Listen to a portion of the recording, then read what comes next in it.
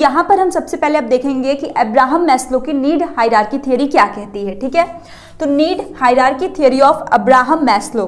तो जैसे कि हमारे पास होता है ना कि कुछ हमारी बेसिक चीजें होती हैं कि पहले हमको ये करना है, फिर ये करना है, फिर ऐसे चीजें। तो ऐसे ही अब्राहम मैस्लो ने एक अपनी थियरी दी। उनका ये मानना था कि व्यक्ति जो है पहले उसकी कुछ बेसिक नीड्स होती हैं, जब वो एक अपनी बेसिक नीड्स के लेवल को फुलफिल कर लेता है तब वो उसके ऊपर जाता है, फिर और आगे तक वो सोचता है। तो इसी नीड्स के क्रम में उन्होंने 5 टोटल नीड्स दी हैं। पहला है आपका फिजियोलॉजिकल नीड्स। क्या है? Physiological needs, not psychological, physiological, शारीरिक जो आपकी जरूरतें होती हैं, जैसे कि फूड, वाटर, वार्मथ, रेस्ट, सोना, पानी, खाना। ठीक है, ये सारा जिसको हम बेसिक नीड्स कह सकते हैं, रोटी, कपड़ा और मकान, ये सारी चीज किसमें है? Physiological needs given by Abraham Maslow. ये पहली नीड्स है। और अब्राहम मैस्लो का ये भी कहना है कि जब तक आप अपनी पहली नीड्स को कंप्लीट नहीं कर लेते तब तक आप दूसरे नीड्स पे नहीं जा सकते हैं। ठीक, सेकेंड इन्होंने दिया है सेफ्टी नीड्स। क्या दिया है? सेफ्टी। अब भाई हमारा रोटी, कपड़ा और मकान का कॉन्सेप्ट तो हो गया। ठीक, अब उसके बाद छत भी तो हमें चाहिए ना, कि जहां पे हम सिक्योरिटी के साथ, सेफ्टी के साथ रह सकें, ताकि ये ना हो कि कोई भी आके कुछ भी कर दे। तो सेफ्टी नीड्स की जरूरत है। थर्ड है आपका बिलोंगिंगनेस एंड लव नीड्स, कि जब आपने अपने फिजियोलॉजिकल नीड्स, जो आपका दैहिक नीड्स है उसको, और जब सिक्योरिटी नीड्स को आपने फुलफिल कर लिया, तो अब आपको बिलोंगिंगनेस, कुछ अपनापन, और लव नीड्स की जरूरत होगा। मतलब अब ये टाइम है कि जब आप इन दोनों को फुलफिल कर लेते हैं तब आप किसी रिलेशन के बारे में सोचते हैं और अपने दोस्तों को और एक्सप्लोर करते हैं, दोस्तों के बारे में दोस्त बनाते हैं, ये सारी चीजें। जब ये आपको फुलफिल हो जाता है तब आप आते हैं स्टीम नीड्स में। अब भाई दोस्त भी हैं, रिलेशन भी है, सब कर लिया आपने, अब आपको प्रेस्टीज चाहिए। और वो किससे चाहिए? दोनों तरफ से, एक खुद से भी और एक सोसाइटी में भी। ये चीज याद रखिएगा। तो स्टीम की जरूरत भी आदमी को पड़ती है, क्योंकि इसको सोसाइटी में लोग उसके बारे में क्या सोचते हैं, वो सारी चीजों को वो देखता है, इसमें सोचता है। लास्ट है आपका सेल्फ एक्चुअलाइजेशन नीड, जिसको हम कहते हैं ना आत्मसिद्धि, बिल्कुल मेटा पोटेंशियल वाली जो स्टेज होती है, जो हाईएस्ट स्टेज होती है, that is your self actualisation. ये जो स्टेज है ये आपकी क्या होती है? सबसे हाईएस्ट स्टेज होती है। क्या होती है? हाईएस्ट स्टेज होती है, और यहां तक बहुत ही कम लोग पहुंच पाते हैं। ठीक, इसमें क्या है कि आपको कंप्लीटली पता है कि आपकी पोटेंशियल क्या है, आपकी किस हिसाब से आप चीज़ों को सोचते हैं, देखने का नज़रिया क्या है, सब चीज़ आपको कंप्लीटली पता है कि आपकी कितनी पोटेंशियल है, आप उसके अकॉर्डिंग काम करना जानते हैं। ठीक, तो ये आपकी थियरी थी अब्राहम मैस्लो की। अब अब्राहम मैस्लो की थियरी के बाद अब हम आते हैं पियाजे के कॉग्निटिव डेवलपमेंट पे। तो जैसा कि हमने अपने पहले वीडियो में पियाजे के ऊपर हमने डिस्क्राइब किया है, तो यहाँ हम इनको शॉर्ट में समझेंगे।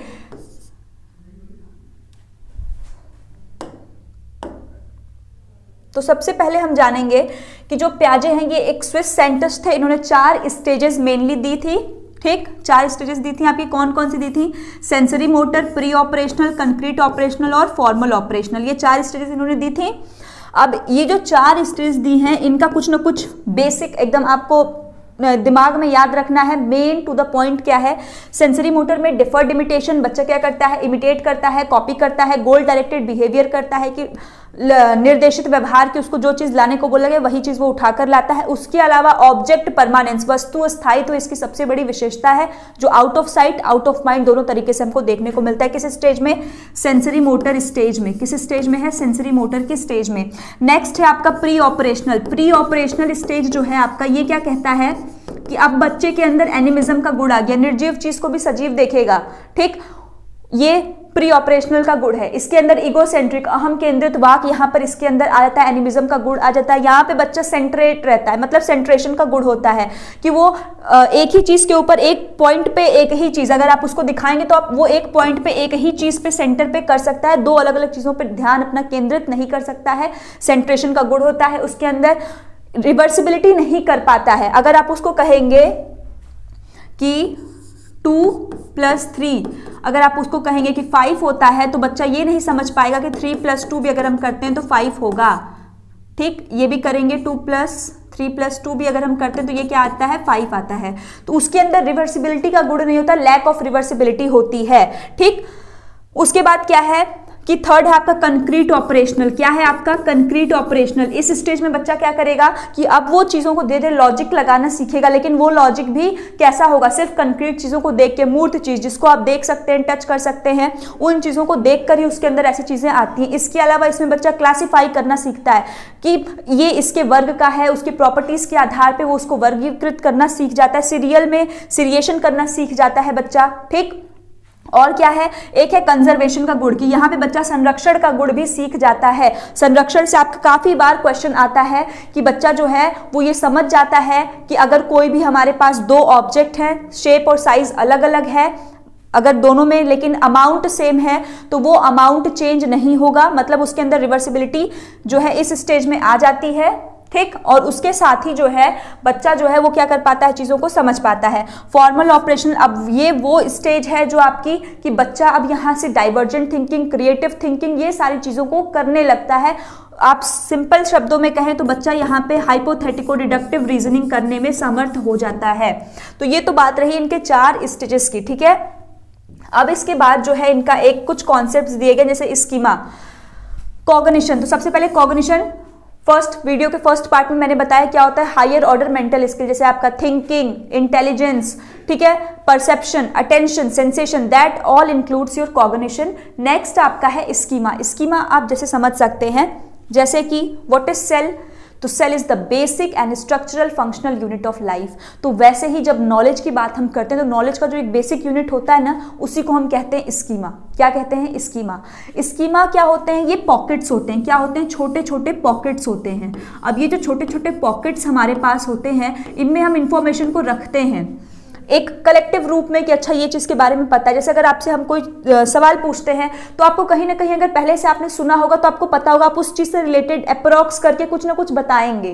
तो ये क्या है, आपके स्कीमा में जो पॉकेट्स के रूप में इंफॉर्मेशन अवेलेबल है उसमें से आपने बताया। तो स्कीमा में जब हम इंफॉर्मेशन को ऐड करते हैं, अपडेट करते हैं, तो वो एडेप्टेशन की प्रक्रिया कहलाती है। अब क्वेश्चन जहाँ से सबसे ज़्यादा आता है वो है आपका एसिमिलेशन एंड एकोमोडेशन। क्या होते हैं दोनों, ठीक। एसिमिलेट करना, नई नॉलेज को ऐड करना। छोटा बच्चा है, उसको नहीं पता एडिशन माने क्या होता है, उसको नहीं पता ऐड मतलब कि दो चीजों को जोड़ना होता है। हम उसको एडिशन पढ़ाए कि देखो हमने उसको क्या बता दिया, हमने उसको बताया कि एडिशन का हमने उसको कॉन्सेप्ट बताया कि 3 + 5 करते हैं तो कितना आता है, 8 आता है। हमने उसको एडिशन का कॉन्सेप्ट बताया, ये कॉन्सेप्ट उसको पहले नहीं पता था। हमने उसको बताया, हमने एसिमिलेट किया कि नई इंफॉर्मेशन उसके स्कीमा में जाकर क्या हुई, ऐड हो गई कि ऐड करते हैं। अब हो सकता है कि बच्चे को एडिशन का कॉन्सेप्ट तो आया, लेकिन हमने उसको जब दूसरा सम दिया करने को तो ये क्या कर दिया, इसको 9, क्योंकि एडिशन का कॉन्सेप्ट उसको समझ में, लेकिन उसने गलत कर दिया। फिर आगे जाके उसको पता लगा कि अच्छा ये इसने 9 की जगह इसने क्या लिखना था, 10 लिखना था, 10 सही था। तो उसने अपडेट किया ना स्कीमा में कि एडिशन कर रहे हैं तो कहाँ गलती कर रहे हैं। तो जब आप प्री एग्जिस्टिंग स्कीमा जो पहले से प्रेजेंट है उसमें जब आप अपडेट किए तो वो आपका क्या है, एकोमोडेशन। क्या है आपका, एकोमोडेशन। और जब आप कोई भी नई इंफॉर्मेशन को क्या कर रहे हैं, आप ऐड कर रहे हैं, तो वो आपका क्या होता है, एसिमिलेशन। जैसे कि यहाँ पे आप देख रहे हैं, ये एग्जाम्पल है, पहले स्कीमा है उसमें से एसिमिलेट कर रहे हैं। जैसे कि यहाँ पे बच्चे ने बताया गया कि देखो ये बिल्ली है, कैट है। अब आगे बच्चे ने कब देखा, कब किसको कहते हैं, जो टाइगर का बच्चा होता है छोटा, उसको देखा तो उसने एसिमिलेट कर लिया कि भाई ये जो दिख रहा है हमको वो भी क्या है, कैट ही है। उसने कैट बोला। तब उसकी बहन ने वहां पे उसकी नॉलेज को सही किया और कहा कि ये जो है कैट नहीं, ये कब है।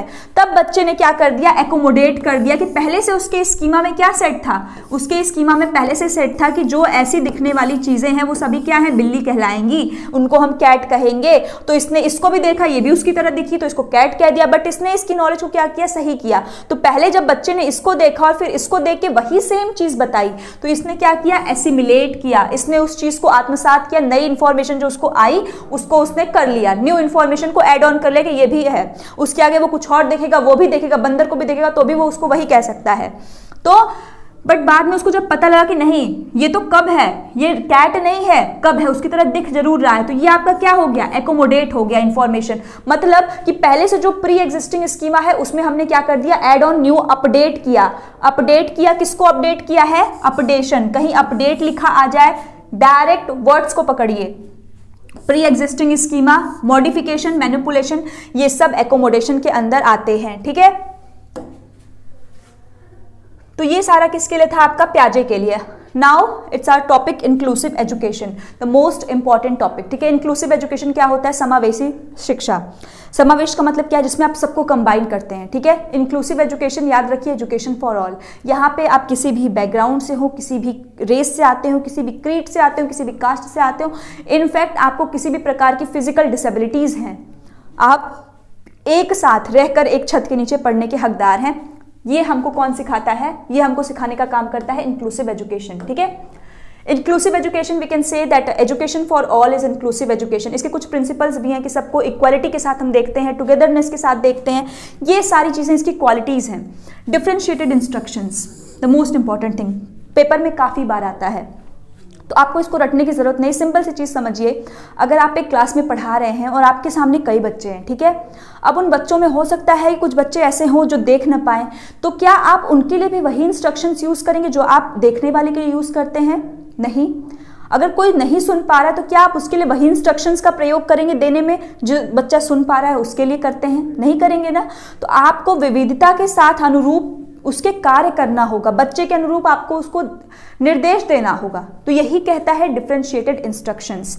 अब आपको स्पेशल स्कूल्स, इंटीग्रेटेड स्कूल, सुनने में अच्छा लगता है स्पेशल स्कूल, इंटीग्रेटेड स्कूल, कई बार हम जो है आंसर में टिक भी करके आ जाते हैं, बट ये गलत है। गलत इसलिए होता है क्योंकि निगेटिव है, कहीं ना कहीं ये क्या है? निगेटिव है। क्यों? स्पेशल स्कूल्स, वो स्पेशल जो बच्चे होते हैं जो कहीं ना कहीं से डिसेबल्ड होते हैं, चाहे ऑर्थोपेडिक हो, विजुअल हो, चाहे दृष्टिबाधित हो, चाहे जो भी है प्रॉब्लम उनको, वो बच्चों के लिए जब हम एक अलग से स्कूल खोल दिए, दैट इज स्पेशल स्कूल। तो अलग से जब आप स्कूल खोल दिए, वहां हम जैसे बच्चे कॉमन तो रहेंगे, तो सीखेंगे कैसे? तो इसका मतलब क्या है कि जो स्पेशल एजुकेशन है वो उनके लिए अच्छी नहीं है, उनको अलग थलग कर रही है, तो इसलिए ये अच्छा नहीं है। इंटीग्रेटेड में एक साथ तो पढ़ाते हैं, मेन स्ट्रीम में जोड़ते हैं, लेकिन एक छत के नीचे नहीं। इसी क्लास में नॉर्मल बच्चे तो ठीक उसके बगल वाली क्लास में वो डिसेबल्ड को रख देंगे, तो ये भी तरीका गलत है। तो सबसे बेस्ट क्या है? आपका इंक्लूजन है। सबसे बेस्ट क्या है? इंक्लूजन। इसमें और ये भी अच्छा है नहीं है, ये भी ओवर इंक्लूसिव एजुकेशन। यहाँ पे एक और आएगा आपका सेग्रीगेशन। तो सेग्रीगेशन भी आपका क्या है? अच्छा नहीं होता है। सेग्रीगेशन भी जो आपका होता है ये भी अच्छा नहीं होता है। ठीक है, segregation is against the law of nature. जब प्रकृति उन बच्चों में और आप में कोई अंतर नहीं करती है तो हम कोई नहीं होते हैं उनको जो है एक्सक्लूड करने वाले, उनको पूरा राइट है। ठीक है, सेग्रीगेशन हो गया। उसके बाद एक्सक्लूजन, एक वर्ड ये भी है एक्सक्लूजन, ये भी आपका निगेटिव टैग वर्ड है, इसको भी याद रखिएगा आप। ठीक, 6 से 18 साल तक है डिसेबल्ड के लिए जो एज ग्रुप है हमारे 86 कॉन्स्टिट्यूशनल अमेंडमेंट एक्ट के तहत, वो 6 to 18 ईयर्स है, नॉट 14 ईयर्स, ये चीज याद रखिएगा। इसके अलावा इन बच्चों के लिए हमने बाला, काफी बार पेपर में पूछता है, बाला क्या है? आपका बिल्डिंग एज लर्निंग एड। आप देख रहे हैं यहाँ पे अलग अलग चित्र, डायग्राम्स बिल्डिंग पे दिखाए जा रहे हैं, बच्चों से सीखते हैं। मतलब जो वहाँ की बिल्डिंग है, जो स्कूल्स के हैं, उनमें हम कुछ ना कुछ ऐसे क्रिएटिविटी कर दें कि बच्चा आते जाते उसको देखे, सीखे, जाने। ठीक है, अब कुछ हमारी डिसेबिलिटीज के ऊपर हम आते हैं, जैसे लर्निंग डिसेबिलिटीज हैं, जिसमें सबसे पहला है dyslexia. Dyslexia the most common, इसमें है आपका ये रीडिंग जो है डिसेबिलिटी है आपका, धारा प्रवाह पढ़ने में अक्षमता। ये बच्चे के दिमाग में सब कुछ अच्छा जा रहा है, बट इसके दिमाग में देखिए, तो ये क्या है? डिसलेक्सिया से ग्रसित है ये बच्चा। इसको ठीक भी किया जा सकता है। ठीक है, तो ये कॉमन है, ऐसा नहीं कि ये बच्चा बहुत प्रॉब्लमेटिक है, कॉमन है, ये हो जाता है। तो डिसलेक्सिया जो है आपका, जब बच्चे को क्या है? पढ़ने में अक्षमता होती है, 100 को वॉस पढ़ेगा, उसको लेटर्स सारे के सारे कैसे दिखते हैं? उल्टे दिखाई देते हैं। अब यहाँ पे क्या है? डिसग्राफिया। ग्राफिया दैट मीन्स राइटिंग से होता है, तो आप यहाँ पे देख सकते हैं कि किस तरीके से इस बच्चे की राइटिंग है। डिसग्राफिया, ग्राफिया का मतलब क्या होता है? राइटिंग। ग्राफिया का मतलब क्या होता है? राइटिंग होता है। ठीक है, तो राइटिंग रिलेटेड जो डिसेबिलिटी होती है। नेक्स्ट है आपका एडीएसडी। एडीएसडी क्या है? Attention deficit hyper activity disorder. ठीक है, ADSD, attention deficit hyper activity disorder. आप इसका सबसे बेस्ट जो याद करना है, आप बस ये याद रखेंगे कि इनका जो स्पैन ऑफ अटेंशन होता है, लो स्पैन ऑफ अटेंशन होता है इन बच्चों का। बस आप पहला वाला याद रखेंगे ना, अटेंशन डेफिसिट। डेफिसिट का मतलब होता है कम, जो ऐड है, तो उसी से आप याद रखेंगे जहां अटेंशन आपको कहीं भी दे दे कि बच्चा है उसकी अटेंशन कम है, वो कंसंट्रेट नहीं कर पा रहा है, बार बार इधर से उधर कूदता है, तो वो बच्चा किससे ग्रसित है? एडीएसडी से। सिंपल। ऑटिज्म की अगर हम बात करें तो इस बार जो 28 आपका दिसंबर को पेपर हुआ था, फर्स्ट शिफ्ट में ऑटिज्म का क्वेश्चन पूछा था। इसका जो इसमें कोई ऐसा नहीं है, एक नहीं, जैसे आपने डिस्ग्राफिया में देखा, राइटिंग रिलेटेड उसमें देखा। तो ऑटिज्म एक तरीके से आप कह सकते हैं एक अम्ब्रेला है जिसमें कई सारी प्रॉब्लम्स उसके अंदर आती हैं। इसमें बच्चा सोशली नहीं हो पाता है, सोशली वो कट ऑफ रहता है, ज़्यादा से ज़्यादा मतलब सोशली वो क्या रहेगा, कट ऑफ रहेगा। वो लोगों से क्या नहीं कर सकता, आई कांटेक्ट नहीं कर पाता है। क्या नहीं कर पाता है, आई कांटेक्ट नहीं करता है। ठीक, तो सोशली भी उतना वो मिला जुला नहीं रहता, आई कांटेक्ट भी वो बहुत ही कम करता है। इस तरह के बच्चे किसके अंदर आते हैं, ऑटिज्म के अंतर्गत आते हैं। ठीक है, now here we come with the NCF. NCF बहुत इंपॉर्टेंट है आपका, इससे एनसीएफ से डायरेक्ट ये तो नहीं पूछेगा आपसे कि हाँ ये बताइए कि एनसीएफ जो है, बट एप्लीकेशन के तौर पे पूछता। तो एनसीएफ के जो 5 गाइडिंग प्रिंसिपल्स हैं, तो इसमें से मैं आपको बताती हूँ। सबसे पहले चौथा एनसीएफ है जो 2005 का है, डॉक्टर प्रोफेसर यश पाल की अध्यक्षता में इसको बनाया गया था। 21 फोकस ग्रुप के साथ इसको बनाया गया था। उसके साथ ही इसका जो मेन थीम था वो क्या था, लर्निंग विदाउट बर्डन, बिना बोझ के शिक्षा। ठीक है, इन्होंने काफ़ी सारी चीज़ों को दिया, जैसे इन्होंने सबसे जो इंपॉर्टेंट चीज़ है इनका 3 लैंग्वेज फार्मूला। 3 लैंग्वेज फार्मूला जो सबसे पहली बार जो किसी ने दिया था, तो वो कब दिया था, 1964 to 66 में कोठारी आयोग द्वारा 3 लैंग्वेज फॉर्मूला को पहली बार बताया गया था कि भाई एक बच्चा उसको 3 लैंग्वेजेस कम से कम उसको सीखनी चाहिए। तो ये 3 लैंग्वेज फॉर्मूला है, मदर टंग, उसके बाद मॉडर्न इंडियन लैंग्वेज, उसके बाद एक कोई इंग्लिश सीख सकता है या जो उसका मन। ठीक, ये जो सारे 5 पॉइंट्स हैं कि नॉलेज को आप आउटसाइड वर्ल्ड के साथ जोड़ें, बच्चे में रोट मेथड को प्रमोट न करें। रोटिंग कहीं भी आएगा वो हमेशा निगेटिव वर्ड है, आप याद रखिएगा। रोटिंग को नहीं प्रमोट करना है, कॉन्टेक्चुअल लर्निंग को हमें प्रमोट करना है, रोटिंग को नहीं करना है। बच्चे को सीखने देना, लर्निंग बाय डूइंग हो गया, ग्रुप एक्टिविटी, कोलैबोरेशन, ये सारे वर्ड्स आपके पॉजिटिव हैं। कहीं भी आपको दिखे तो वहां पर थोड़ा सा एक्टिव होकर पहले पढ़िए। ठीक, करिकुलम जो है बच्चे के रियल लाइफ से हो, ऐसा नहीं हो कि बहुत ऐसे एग्जाम्पल्स हो और उसी की कॉमन लैंग्वेजेस में यूज होने चाहिए। ठीक, अगर बहुत प्राइमरी पे है तो उसमें जो प्रिंटिंग मटेरियल है मतलब काफ़ी अच्छा उसका समृद्ध परिवेश होना चाहिए। ये सारी चीज़ों को आपको ध्यान देना है। ठीक, तो ये रहा आपका एनसीएफ का। अब इसके बाद जब हम आते हैं तो हमारा क्या टॉपिक है, सोशलाइजेशन। सोशलाइजेशन जो है आपका क्या है, सामाजिकरण। तो क्या है समाजीकरण में, समाजीकरण बेसिकली अगर आप कहें तो ये एक प्रोसेस ऑफ इंटरनलाइजेशन है। जो आत्मीकरण, जो आत्मसात हम करते हैं, इंटरनलाइज करते हैं। अब हम क्या इंटरनलाइज करते हैं, तो इंटरनलाइज हम क्या करते हैं, आत्मसातीकरण, मतलब कि जो हमारे बिलीव्स हैं, जो हमारे नॉर्म्स हैं, जो हमारे वैल्यूज हैं, हम उन्हीं को तो आत्मसात करते हैं। कैसे करते हैं कि बचपन से लेके आज तक आपने जितनी चीज़ों को देखा, अपने बड़ों के माध्यम से सीखा, वो सभी चीज़ आप क्या कर रहे हैं, सोसाइटी से गेन कर रहे हैं। राइट, पेरेंट्स को देखते हैं, उनको देख के उनके आचार विचार सबको ग्रहण करते हैं। That is your socialisation. अब इसी सोशलाइजेशन में 2 एजेंसी बहुत महत्वपूर्ण रोल प्ले करती हैं। एक होती है आपकी एक्टिव एजेंसी और एक होती है आपकी पैसिव एजेंसी। ठीक है, एक्टिव जैसा नाम से ही क्लियर है, जो एक्टिवली पार्टिसिपेट करेगी आपके सोशलाइजेशन में, जिसमें कौन कौन आता है, आपकी फैमिली जो सबसे पहले आएगी, फिर उसके बाद आपका स्कूल हो गया, आपका नेबरहुड हो गया। ये सारे लोग क्या है, एक्टिव एजेंसी के पार्ट हैं। पैसिव में कौन आएगा, जो आपको इनडायरेक्टली रूप से इफेक्ट करते हैं, जैसे कि हॉस्पिटल हो गया, पुलिस स्टेशन हो गए, ठीक है, रेलवे स्टेशन हो गए। ये सारी चीजें आपकी पैसिव एजेंसी के अंतर्गत आती हैं। ठीक, अब इसके बाद एक आता है प्राइमरी और सेकेंडरी सोशलाइजेशन। सोर्सेज जो होते हैं वो क्या होते हैं, तो हमेशा याद रखिएगा प्राइमरी में मैक्सिमम जब भी आपको प्राइमरी लिख के आए तो फर्स्ट इसमें आप जहां आप जन्म लेते हैं दैट इज योर फैमिली, सिर्फ और सिर्फ यही आपके प्राइमरी में आती है। बट कभी कभी ऑप्शन में आपको दे देगा प्राइम फैमिली के साथ ये लगा देता है किसको, नेबरहुड को, नेबरहुड को लगा देगा, तब ये ऑप्शन आपका सही हो जाएगा। अदरवाइज नेबरहुड आपके सेकेंडरी में जाता है, प्राइमरी में नहीं आता है। बट अगर ऑप्शन में सिर्फ फैमिली नहीं दिया है, नेबरहुड लगाया है, तब आप नेबरहुड के साथ जाइए। अदरवाइज प्राइमरी एजेंसी, प्राइमरी में आपके सिर्फ और सिर्फ कौन आएगा, प्राइमरी सोशलाइजेशन में फैमिली, परिवार आपका। ठीक, सेकेंडरी में बाकी रेस्ट, स्कूल, हेल्थ, हॉस्पिटल, सब बाकी सेकेंडरी में आपके आ जाते हैं। ठीक है,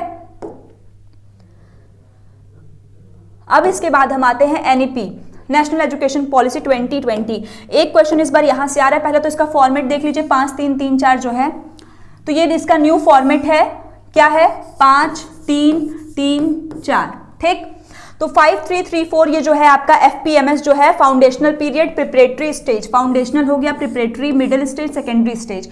तो ये जो चारों के चारों लोग हैं, तो ये क्या बता रहा है कि पहले हमारा 10+2 का कॉन्सेप्ट था, अब हम बच्चे को जो है यहां से लेकर जा रहे हैं 10 साल पहले बिताएगा, फिर 2 साल आगे जाकर। तो ये आपका है कि जो सीटेट के पॉइंट ऑफ व्यू से आपका इंपॉर्टेंट है लास्ट टाइम के लिए वो यही है कि एक तो फॉर्मेट आप जानिए, दूसरा लैंग्वेज थ्री लैंग्वेज फॉर्मूला को ये भी करते हैं, टीचर्स एजुकेशन की इसमें बात की गई है, भाई टीचर को भी वेल एजुकेटेड होना चाहिए, इंक्लूजन की बात की है, इंक्लूसिव एजुकेशन की बात की, किसी को भी हमको छोड़ना नहीं है, ठीक है, किसी भी बच्चे को हमको अलग नहीं करना है,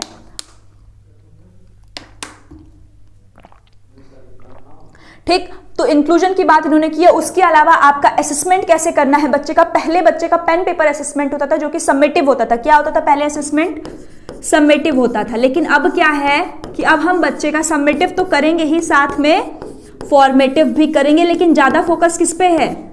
इन पे है, फॉर्मेटिव पे ज्यादा फोकस है, फॉर्मेटिव पे ज्यादा फोकस है।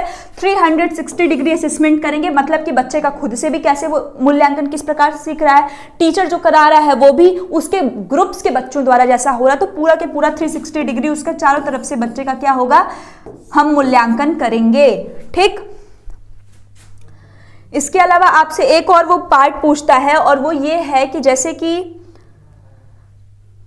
ये देखिए, ये आपका है 21st सेंचुरी स्किल, जिसमें मेनली आपको क्रिटिकल थिंकिंग हो गया, प्रॉब्लम सॉल्विंग हो गया, डिसीजन मेकिंग, इन क्षमताओं का बच्चों के अंदर हमको विकास करना है, ठीक। एक क्वेश्चन जो आपका पूछ रहा है वो ये पूछता है कि जैसे देखिए, एक क्वेश्चन जो आपका है कि अगर आपने असेसमेंट किया, क्या किया है, ध्यान से समझिए, असेसमेंट किया है। अब असेसमेंट तो हमने बहुत सारा किया है, राइट। हम असेसमेंट फॉर लर्निंग भी करते हैं, असेसमेंट ऑफ लर्निंग भी कहते हैं, असेसमेंट एज लर्निंग, ये सारा मेन ये दोनों लोग हैं। फॉर लर्निंग कर रहे हैं तो क्या आता है, डायरेक्ट क्वेश्चन आता है assessment for learning stands for, किसके लिए स्टैंड्स है, तो ये इसका सबसे इजी ट्रिक है। स्टार्टिंग का फॉर देखिए तो ये किसके लिए होगा, फॉर्मेटिव के लिए, किसके लिए होगा, फॉर्मेटिव। तो आपको इसमें याद करने की कोई जरूरत नहीं है, पहला फॉर आया इसके फॉर से मिला दीजिए, फॉर्मेटिव, ठीक है। For stands for formative, that means assessment for learning is equal to formative, assessment for learning is equal to formative. और नेक्स्ट जब आपका ऑफ लर्निंग आता है तो ऑफ लर्निंग किसके लिए हो जाएगा, समेटिव के लिए, किसके लिए हो जाएगा, समेटिव के लिए हो जाएगा, ठीक है। तो आप एक याद रखिए, दूसरा आपको अपने आप हो जाएगा, ठीक। एज लर्निंग मतलब जब वो तुरंत के आप क्लासरूम में कर रहे हैं तो वो आपका असेसमेंट एज लर्निंग हो जाएगा, ठीक। एक ये भी पूछता है 21st सेंचुरी स्किल में आपका यही इंपॉर्टेंट है, क्रिटिकल थिंकिंग, क्रिएटिविटी हो गया, कोलैबोरेशन, ये सारी चीजें, आईसीटी का जो नॉलेज है वो भी इसमें आया है, ठीक। मतलब कंप्यूटर जानते रहिए, ये सारी चीजें हैं। फिर आता है एक मेटाकॉग्निशन और यहाँ पे ब्लूम टेक्सोनॉमी। ब्लूम टेक्सोनॉमी से भी काफी क्वेश्चंस आपके पूछे जाते हैं। देखिए, तो जैसे आपसे पूछेगा कॉग्निशन, अफेक्टिव और तीन जो आपके ये हैं, ठीक। तो ब्लूम ने 3 पक्ष दिए जिसको हम कैप से याद रख सकते हैं, CAP कैप से जो टोपी है, cognitive, affective and psychomotor. Cognitive मतलब जो आपका सोचने वाला पार्ट है, जो सोचने वाला है, ठीक है। अफेक्टिव जो आपका इमोशंस है, और साइकोमोटर जो आपका क्या है, एक्शंस हैं, जो क्रियाएं हैं, दैट इज इफेक्टिव। तीनों मिलकर के जो है इन्होंने 3 पक्ष दिए, ठीक। उसके बाद ये इन्होंने अपना 5 वो दिए थे, पहले तो knowledge, comprehension, application, analysis, synthesis and evaluation, कि इन 6 स्टेजेस से हो करके जो है बच्चा का ज्ञान का सृजन होता है, ठीक। तो ब्लूम में बस आपको यही 3 चीज याद रखनी है। क्वेश्चन में आपसे ये पूछेगा कि बच्चे का अगर हमको असेसमेंट करना है तो कौन कौन से पक्ष को हमको देखकर करना होगा, तो आपको इन तीनों पक्षों को ध्यान देकर करना होगा। मतलब बच्चे का सिर्फ क्वेश्चन में लगा देगा ओनली कॉग्निटिव, ओनली इफेक्टिव, तो नहीं भाई, ओनली कहीं भी लगा हो तो कान पहले खड़े कर लो, ठीक है, ध्यान से पढ़ो। कॉग्निटिव भी करना है, इफेक्टिव भी करना है, साइकोमोटर, तीनों डोमेन्स को हमको काम करना है, तीनों पे बच्चे को हमको देखना है, उसके असेसमेंट करना है। All right. Meta cognition, cognition आपको पता है ऊपर लग गया मेटा, अच्छा भाई मेटा फेसबुक भी आ गया है ना, तो क्या है ये मेटा, तो मेटा कॉग्निशन जो है आपका ये क्या है कि आप क्या सोच रहे हैं आपको पता है, मतलब थिंकिंग अबाउट थिंकिंग, क्यों सोच रहे हैं ये भी मला है, पता है आपको। तो ये क्या है कि जो चीज आपके लाइफ में हो रही है आपको पता है आप क्यों कर रहे हैं, किस लिए कर रहे हैं, that is your Meta cognition. अब तेज हो रहे हैं हम लोग, 21st सेंचुरी स्किल है, ठीक। एनईपी में डाला गया है इनको, thinking about thinking, awareness about awareness, क्या चीज हो रही है आपको पता है, क्यों हो रही है। अब इसके स्टेप्स हैं, ठीक। स्टेप्स में सबसे पहले हम प्लानिंग करते हैं, ऑर्गेनाइज करते हैं, फिर अपने काम को मॉनिटर करेंगे, देखेंगे, ठीक। अपनी लर्निंग को डायरेक्ट करेंगे और सेल्फ रिफ्लेक्ट करेंगे। क्वेश्चन में आपको वैसे तो इतना अभी डिफिकल्टी में नहीं देता, लेकिन कभी कभी ऑप्शंस दे देगा कि which of the options are not for metacognition, 3 इनमें दे दिया, एक कुछ और लगा के दे देगा। तो इसलिए बस आप सिंपल समझिए, प्लानिंग करेंगे, ऑर्गेनाइजिंग करेंगे, उसको मॉनिटर करेंगे, उसके बाद उनको क्या करेंगे हम अपनी लर्निंग को डायरेक्ट करेंगे और फिर अपने काम को सेल्फ रिफ्लेक्ट भी करेंगे कि अच्छा एनालिसिस करेंगे, सेल्फ रिफ्लेक्शन भी करेंगे अपने काम का। ठीक, now here is some important points जो कि बहुत ही इंपॉर्टेंट हैं। देखिए, चाइल्ड सेंटर्ड एजुकेशन, क्योंकि हम ये जितनी चीजें पढ़ रहे हैं सीडीपी, सभी चीज बच्चे के हित में ही बात करती हैं। तो चाइल्ड सेंटर्ड मतलब वो एजुकेशन जो कि बच्चे के सेंटर में है बिल्कुल। तो सबसे पहले याद रखिए, इनमें जो सबसे प्रमुख नाम है वो है जॉन डीवी का। John Dewey also called father of progressive education, और उसके साथ ही लेबोरेटरी स्कूल्स भी, लैब स्कूल्स इन्होंने ही खोला था। किसने? जॉन डीवी ने। जॉन डीवी अमेरिका के थे। John Dewey father of progressive school है और इसके साथ ही उन्होंने लेबोरेटरी स्कूल्स भी खोले थे। अगर आप इंडिया में चाइल्ड सेंटर्ड एजुकेशन की बात करते हैं तो गिजूभाई बडेका जो कि गुजरात के हैं, इनका नाम बहुत ही प्रोमिनेंट रूप से आता है। ओके, नाउ क्वेश्चन ये दे देगा लर्निंग इज अ, यहाँ पे फिल इन द ब्लैंक्स करके दे देगा, आपको बताना है। तीनों पूछ देता है, तो ये याद रखिएगा कि जो आपका अधिगम होता है वो एक active social and democratic process होता है। क्या होता है? एक एक्टिव सोशल और डेमोक्रेटिक प्रोसेस होता है। अल्टरनेटिव और नेव कॉन्सेप्शंस, ये भी इंपॉर्टेंट है, इस बार इससे खूब क्वेश्चंस आ रहे हैं। तो इसका मतलब क्या है? अल्टरनेटिव या फिर नेव कॉन्सेप्शंस, मतलब जो संभ्रांतियां होती हैं कि बच्चे पहले से कुछ ऐसी चीजों को मिसकॉन्सेप्शन बनाए हुए कि अच्छा ये चीज ऐसे है, जैसे साथ में चले तो पेड़ चलता है या चंद्रमा चलता है, इस तरह के उनके कुछ क्या होती हैं, भ्रम होते हैं, उनकी कुछ प्रॉब्लम्स, कॉन्सेप्शंस होते हैं, जो मिसकॉन्सेप्शंस होते हैं, उसको लेकर बच्चा चल रहा है। तो हमें उसको, बच्चे के लिए अब हमको कैसे ट्रीट करना है? तो हमें सबसे पहली चीज कि बच्चे को इसके लिए डांटना बिल्कुल भी नहीं है, बच्चे के साथ नॉर्मली बिहेव करना है। और कैसे सही होगा?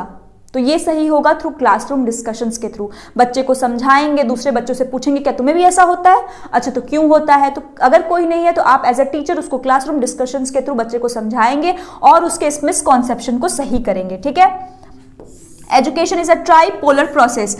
ट्राई मतलब तीन, तो एजुकेशन क्या है? एक त्रिमुखी प्रक्रिया है। यह भी किसके द्वारा कहा गया है? जॉन डीवी के द्वारा कहा गया है कि एजुकेशन एक त्रिमुखी प्रक्रिया है। अगर द्विमुखी कहते तो जॉन्स एडम के द्वारा कहा गया है। ठीक, ट्राइपोलर में कौन है? एक तरफ आपका टीचर, एक तरफ आपका स्टूडेंट और एक तरफ आपका करिकुलम, टीसीएस।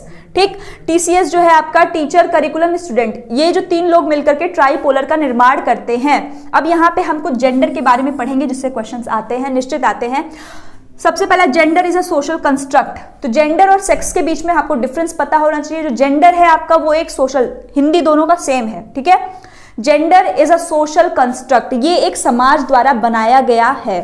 ठीक, सोशल कंस्ट्रक्ट है। वाइल सेक्स ये बायोलॉजिकल है, बायोलॉजिकल कंस्ट्रक्ट। आपको आपके पेरेंट्स से जो चीज मिली, आप आए इस दुनिया में, लड़की हैं या लड़का है जो भी हैं, तो वो क्या है? आपका बायोलॉजिकल कंस्ट्रक्ट है, आप उसको चेंज नहीं कर सकते। बट जेंडर क्या है? समाज द्वारा बनाया गया है।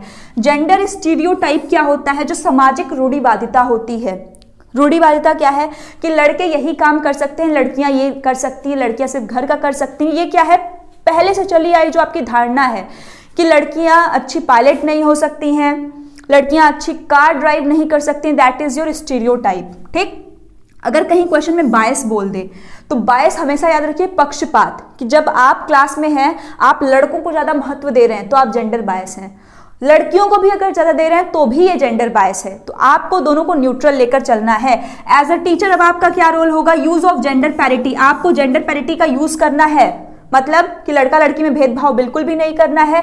जेंडर न्यूट्रल लैंग्वेज का यूज करना भी। जेंडर न्यूट्रल लैंग्वेज क्या है भाई?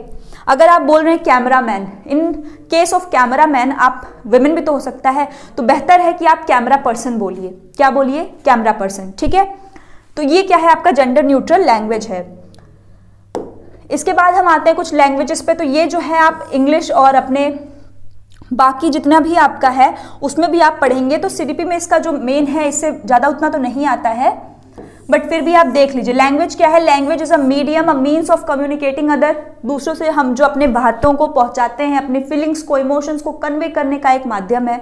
लैंग्वेज आर्बिट्री होता है, लैंग्वेज सिंबॉलिक होता है। ठीक है, और भी बहुत सारा। लैंग्वेज नॉन इंस्टिंक्टिव होता है।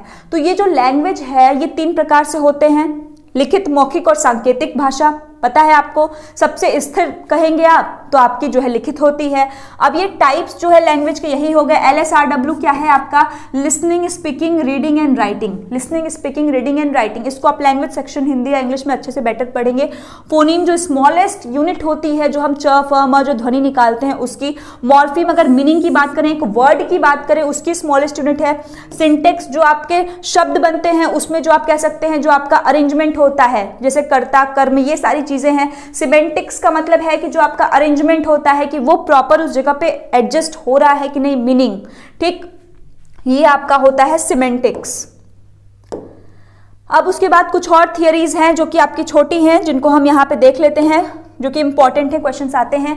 जैसे पहली थियरी आपकी किसकी है भाई? नॉम चॉम्स्की की है। चॉम्स्की कहीं भी आए बिल्कुल घबराना नहीं, आपको सिर्फ 3 चीजें याद रखनी है। वो 3 चीजें हैं ये, LED लिख दे, UG, LED याद रखिए, UG याद रखिए और GG याद रखिए, ठीक, ये 3 चीज याद रखिए। क्या क्या याद रखना है आपको? LED याद रखना है, UG और GG। LED क्या है? Language acquisition device, universal grammar and generative grammar. तो ये जो 3 चीज है, ये तीनों चीज किसके द्वारा दी गई है? चॉम्स्की के द्वारा। पहले तो आप ये याद रखिए, नॉम चॉम्स्की के द्वारा ये तीनों चीजें आपको दी गई हैं।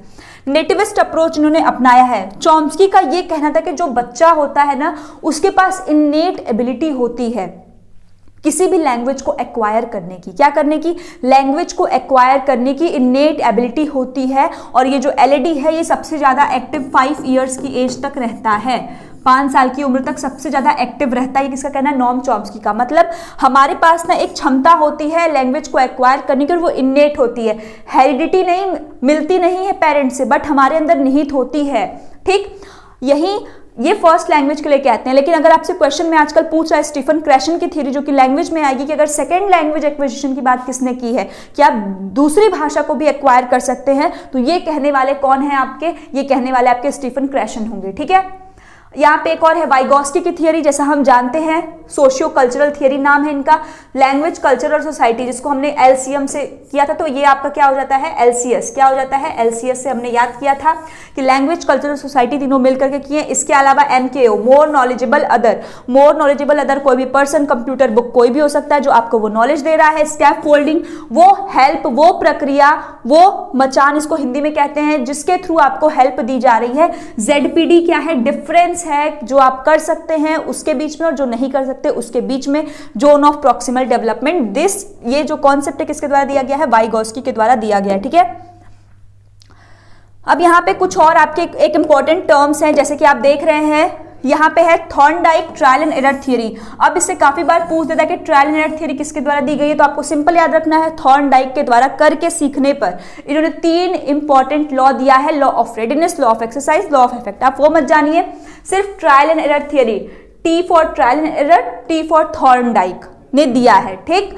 स्किनर ने, BF स्किनर, अब स्किनर से भी क्वेश्चंस आ रहे हैं, तो BF स्किनर जो थे उन्होंने किसके ऊपर फोर्स किया है? तो उन्होंने रेनफोर्समेंट के ऊपर काफी ज्यादा बल दिया है, ठीक है। जो आपका रेनफोर्समेंट है, पुनर्बलन, जो निगेटिव भी हो सकता है, पॉजिटिव भी हो सकता है, इसके ऊपर किसने दिया है? BF स्किनर ने। इसके अलावा एक पेपर में मैंने देखा था कैटल से भी क्वेश्चन पूछा था, कैटल ने क्या दिया? तो कैटल ने इंटेलिजेंस के 2 प्रकार दिया है, इंटेलिजेंस की थियरी दी है उन्होंने, जिसको फ्लूइड और क्रिस्टल इंटेलिजेंस कहते हैं। तो क्वेश्चन था कि फ्लूइड और क्रिस्टल इंटेलिजेंस किसके द्वारा दिया गया है? तो ये Raymond Bernard Cattell, RB Cattell के द्वारा दिया गया है, ठीक। फ्लूइड और क्रिस्टल इंटेलिजेंस। इनसाइट थियरी किसके द्वारा दी गई है? कोहलर के द्वारा। ये 1 लाइनर है जो आपको याद कर लेना है। लर्नेड हेल्पलेसनेस, ये क्या होता है? लर्नेड हेल्पलेसनेस, ये एक वो स्टेज होती है कि जब बच्चे को ऐसा लगता है कि अब इसके आगे वो नहीं कर सकता, मतलब एक हेल्पलेसनेस की स्टेज आती है उसकी लाइफ में, जैसे एक प्लेट्यू फॉर्म हो जाता है कि अब उसको लगता है कि अब इसके आगे तो वो चीजों को क्या कर सकता है, कैरी ऑन नहीं कर पाएगा, उसको कुछ समझ ही नहीं आता। दैट इज लर्नेड हेल्पलेसनेस, और आपको एज अ टीचर उसको क्या करना है? सही करना होता है। Vicarious punishment, vicarious punishment that means indirect punishment, जो आप देते हैं, ठीक है, बच्चे को, कि जैसे वाइकारियस पनिशमेंट है, जैसे आपसे दे दिया कि टीचर ने क्या किया, क्लास में एक बच्चे को डांटा और बाकी बच्चे खुद ब खुद शांत हो गए, तो ये कैसी पनिशमेंट, क्या ये क्या है? तो ये क्या है आपका वाइकारियस पनिशमेंट, जो कि इनडायरेक्टली रूप से आप एक को देते हैं और बाकी जब सभी क्या हो गए? शांत हो गए, ठीक। ऑब्जर्वेशनल लर्निंग बाय बेंड्यूरा, क्वेश्चन इससे आता है, इसको अच्छे से याद करिए। आर पार, ये क्या है आपका? आर पार, ARPR। तो बेंड्यूरा क्या है भाई, आर पार है बेंड्यूरा। तो बेंड्यूरा की जो लर्निंग थियरी है इससे क्वेश्चंस आते हैं, ऑब्जर्वेशनल लर्निंग थियरी है, देख कर जैसे अवलोकन करके। तो अटेंशन पहला क्या है, आप उसको ध्यान से देखेंगे, रिटेंशन धारण करेंगे, फिर कुछ अपने से प्रोड्यूस या रिप्रोड्यूस करेंगे, और फिर रेनफोर्समेंट आपको आगे अगर किसी ने रेनफोर्स किया तो करेंगे, नहीं तो फिर छोड़ देंगे। ठीक, तो अटेंशन, रिटेंशन, प्रोडक्शन एंड फिर लास्ट में आर क्या हो जाएगा, रेनफोर्समेंट। तो आर पार की बेंड्यूरा की थियरी, इसको भी आप याद रखिएगा। ठीक, तो इतना था। तो ये आपका कंप्लीट जो है आपका सीडीपी का एनालिसिस था। तो आई होप कि आपको ये वीडियो समझ में आया हो। अगर आपको अच्छा लगा हो तो आप इसको अपने दोस्तों के साथ शेयर जरूर करिए। ठीक है, दैट्स ऑल, थैंक यू।